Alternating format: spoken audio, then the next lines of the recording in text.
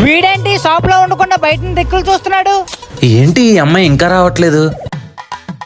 ఎవరి కోసం వెయిట్ చేస్తున్నావురా? ఓనర్ కోసమా? ఓనర్ కోసం ఎందుకు వెయిట్ చేస్తాను రా? నిన్న వచ్చిన అమ్మాయి మళ్ళీ వస్తుందేమో అని చూస్తున్నా. ఏరా నాన్న, నిన్న 250 బొక్కెట్టావు, సరిపోలేదా? అయినా మనకి ఎందుకురా అమ్మాయిలు? నీకొద్దేమో, నాకు కావాలి. కుక్క, చెత్త కడిసి కుక్క.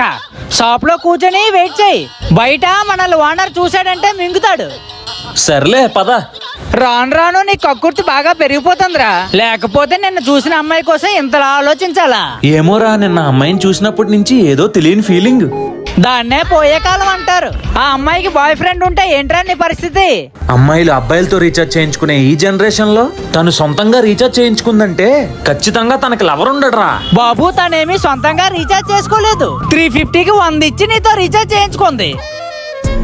థ్యాంక్స్ అండి, మీరు ఇచ్చిన ఆఫర్ వల్ల నాకు 250 సేవ్ అయ్యాయి. మాకు 250 బొక్కయ్యాయి. మా ఇంట్లో ఇంకా 4 మొబైల్స్ ఉన్నాయండి. వాటికి రీఛార్జ్ చేసిన ఆఫర్స్ ఇస్తారా అండి?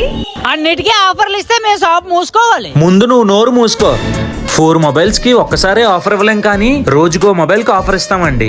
మీరెంత మంచివారండి. ఈ రోజు ఈ మొబైల్ కి రీఛార్జ్ చేసేయండి, రేపు ఇంకో మొబైల్ తీసుకొస్తాను. మీరు రోజు మా షాప్ కి రావడం వల్ల మా షాప్ అంతా వెలిగిపోతుంది. అది ఈ అమ్మాయి రావడం వల్ల కాదు, బోల్డ్ అంత డబ్బులు ఖర్చు పెట్టి లైటింగ్ పెట్టడం వల్ల షాప్ వెలుగుతుంది.